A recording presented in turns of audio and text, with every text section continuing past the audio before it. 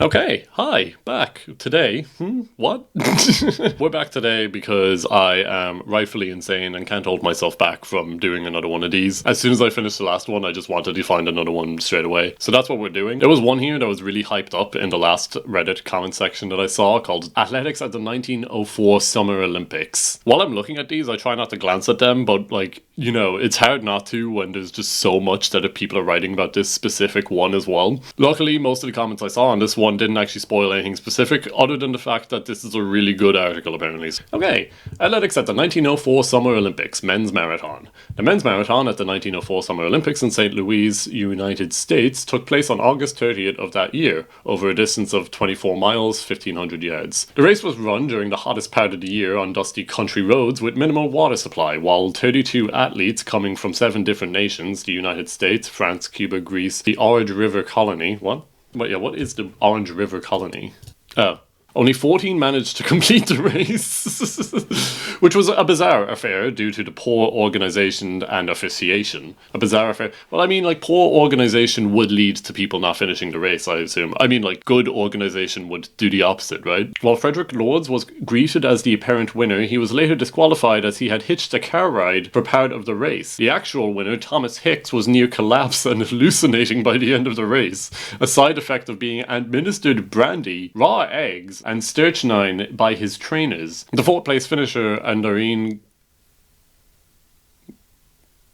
Okay, I'm just gonna say Andarine. The 4th place finisher, Andarine, took a nap during the race after eating spoiled apples. Wait, but 14 of them actually finished it. So he still managed to beat 10 of them. This was the 3rd appearance of the marathon event, which was one of the 12 athletic events to have been held at the Summer Olympics. Arthur L. Newton of the United States was the only runner from the 1900s to return, while other significant American runners include the winners of the past 3 Boston Marathons, 1902 winner Sammy Mellor, 1903 winner John Lordon, and 1904 winner Michael Spring. Cuba and South Africa each made their first appearance in the event, while the United States was the only nation to have runners in each of the first 3 Olympic marathons. The marathon included the first 2 black Americans to compete in the Olympics, 2 Swana men named Len Tanwane and Jan Mashiane, who happened to be in St. Louis as part of a South African exhibit at the 1904 World's Fair. Oh, that's cool. Both had served as long-distance message runners during the then recent Boer War.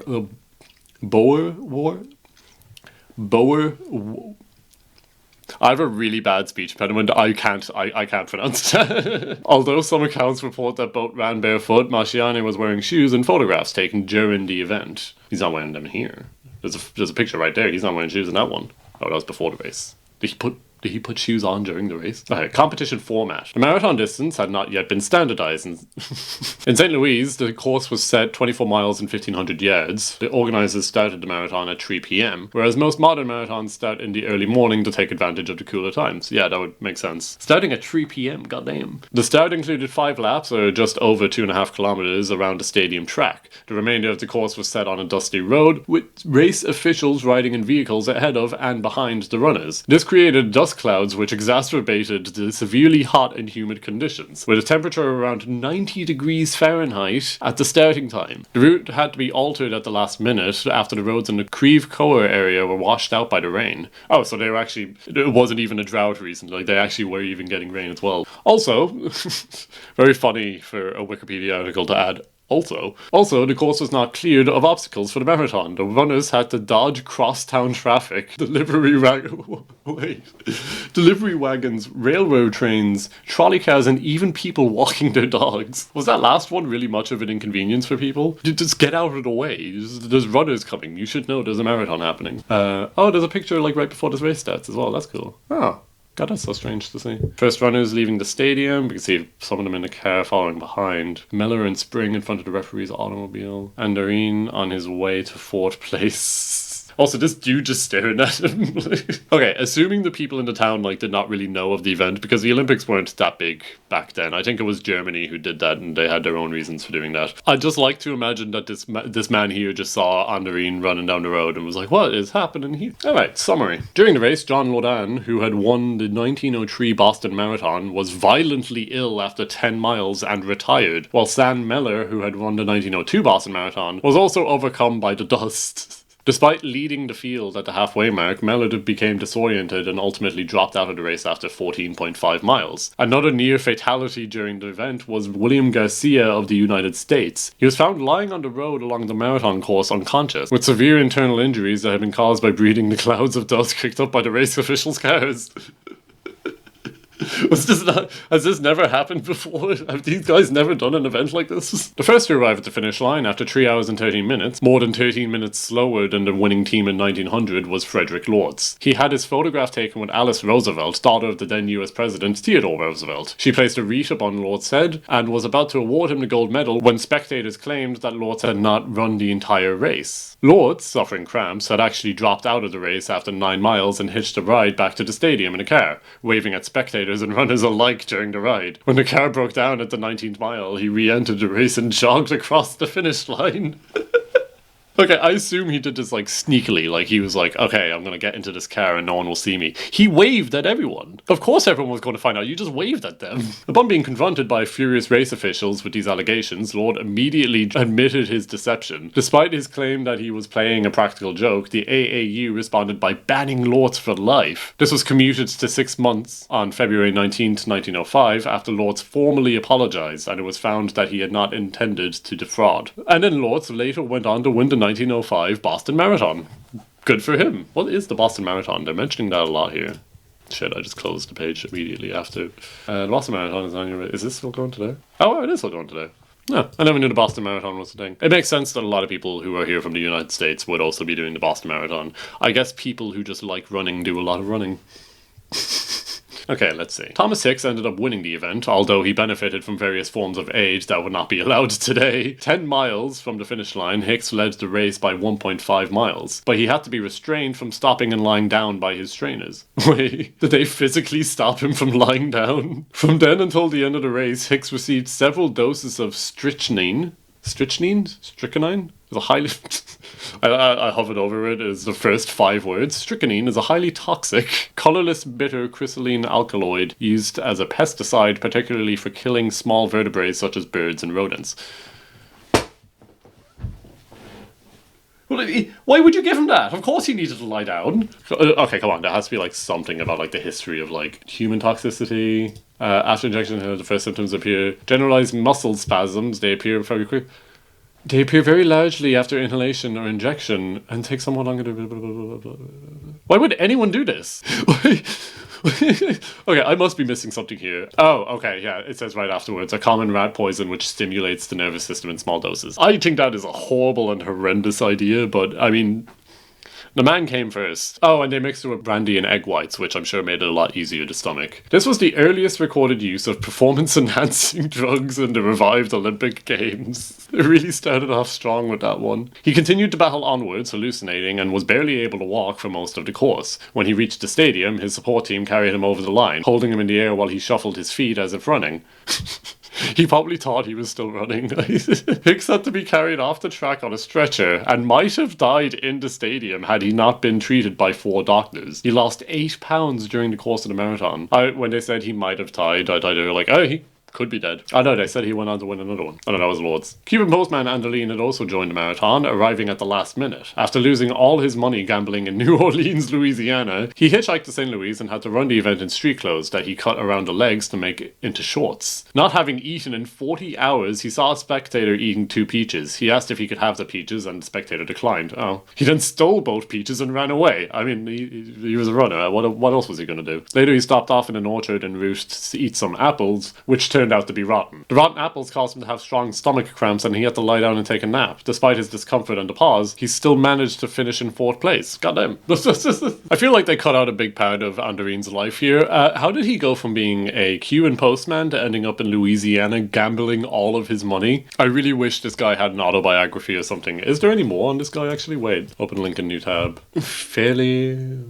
known as Andarine was a Cuban mailman and long-distance runner who compared... Oh, wait. Okay. Oh, okay, so he did intend on... Okay, so I thought he just showed up to the marathon and they just let him run anyway because they only had like 30 guys. But apparently he did actually intend on traveling to St. Louis. Oh, and he did running exhibitions. Okay, yeah, so he was like a notable runner in Cuba as well. It wasn't just because he was like a postman and was running around the entire like island, like delivering all of the mail. No, I'm sure that probably helps. Like, this guy just seems like he enjoyed running anyway. It is the passion that this man exudes. Arriving without correct documents, Albert Corey, a French immigrant to the United States, is inconsistently listed as participating in a mixed team in the 4-mile team race with 4 undisputed Americans and competing for the United States in the marathon. The South African entrants, Len Tonwane and John Mashiane, finished 9th and 12th respectively. This was a disappointment, as many observers were sure Tonwane could have done better if he had not been chased off by nearly a mile off course by wild dog. Okay, maybe I take that comment back from earlier. Maybe the dogs are a bit of a problem. 1908. Yeah, they're not exactly doxies. The only wait. I love that there's a whole section dedicated to the dehydration. The only 2 sources of water for the competitors were a water tower at 6 miles and a well at about the halfway mark at 750 yards or 20 kilometers. James Edward Sullivan was a chief organizer of the Olympics and set up no other water sources along the 24 miles and 1500 yards track, even though it was conducted in 32 degrees Celsius heat. Yeah, like human body temperature is around like 34%. So if you start like getting near that, if those 2 things meet, then that's when you start like getting bad side effects from this. I think that's based off my knowledge. I'm going to have like some info here just to confirm that. And this dude just is like, you can just perform at peak human function for an entire race. I feel like if there was some sort of shortage of water, it would be mentioned here. But I can't imagine why this guy would just not give people water. Heat over unpaved roads that were choked with dust. His ostensible reason was to conduct research. Of course it was. It was fuck around and find out. That was the answer all along. His ostensible reason was to conduct research on purposeful dehydration. This, combined with poor officiating, saw the marathon end with the worst ratio of finishers to starters, 14 out of 32, and with the slowest time at 3.5 hours, or just below 3.5 hours, which was exactly 29 minutes slower than the second slowest winning time. Schedule? That's a very impressive schedule you got there. And then they actually list the results here. So yeah, we got Thomas Hicks came first place, 3.5 hours, Jesus. And then almost 6 minutes between those two. Unknown, just a big bracket of unknown, disqualified. Oh yeah, these are all the guys who didn't finish then. We got a guy from Greece, Canada, US, Great Britain, Greece. A lot of guys from Greece, wow. Oh, it is the Olympics, that actually makes sense. One guy from Cuba, got name. Oh, and the list ends there. That is, I don't know a lot about the Olympics. That was a lot more than I was expecting. I'm not gonna lie, the headline for me has to be Andorine. Oh, that is such a beautiful story. Let me check out his...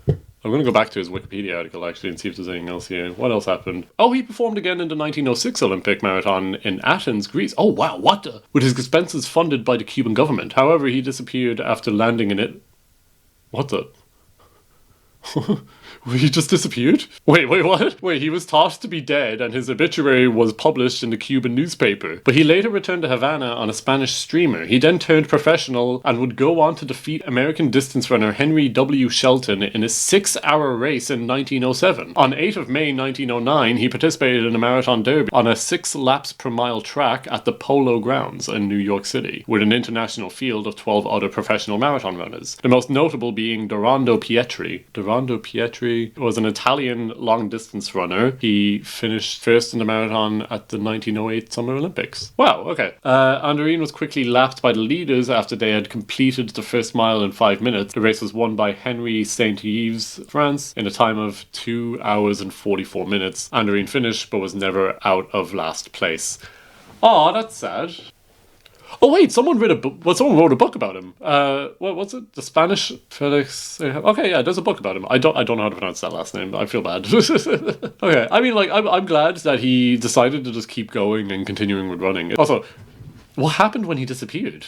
Okay, so they just never explain what happened while he disappeared. Maybe it's in that book, but I don't think I'm going to buy it because it's in Spanish and I can't read Spanish yet. Is there any other people here I want to look at?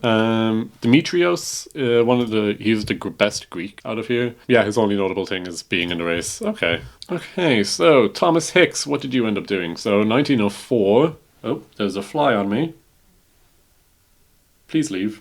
Okay, so yeah, 1904, we got Hicks in Boston. The 1905 Boston Marathon was legitimately won by Lords. However, on June 30th, 1906, Hicks finished 3 minutes ahead of Alexander Taboo to win a marathon at an amateur athletic union meet in Chicago at 3 minutes, or 3 hours. The next year, he finished 13th at Boston Marathon, and blah, blah, blah. He finished 16th at the same race in the following year, by which time he had returned to Minneapolis. On January 16th, 1909, he was leading a marathon at Chicago under terrible weather conditions for more than 8 miles before being forced to retire. Okay, yeah, just another runner. Okay, let me check the guys from Swanee, actually. Oh yeah, okay, his life wasn't, no, their lives weren't recorded after the race, which is a shame. Oh god, I really want to know what else happened here. I think that's a really good spot to leave this. I think this one's much shorter, though I'm kind of like cutting out a lot of the fat of like the beginning and the end that I had to do like explaining in the last one. This was really fun. I'll link the Wikipedia article down below in case anyone wants to have a look at it. And if anyone has any more articles they want me to check out, let me know in the comments below. There's a lot of things with this race that I would have loved to know more about, which is why I wish it kind of was like documented a little bit better. Everything should be documented better, I suppose. Especially from the actual organizers. I wish there was a lot more about what they were doing, unless I can find it here. Who ran it? There's nothing about the actual people who run the event. So a lot of the things in terms of like the officiating, I can't really like say if they did a good job or not because I don't know the conditions they were really working with. Though, you know, a bunch of people almost died, so there's that much. However, I think that's a good spot to leave this. If you want to look at the Wikipedia article, I'll leave it linked down below. If you have any more of these you want me to check out, let me know in the comment section below. I'm almost near constantly looking for new articles to make videos on anyway because I found out after like finding just a few, I'm realizing there's not as many that are easy to do videos on. So again, let me know more. But yeah, I'm going to leave that there. I'm probably going to do another one of these in the next few days. So look out for that and see ya.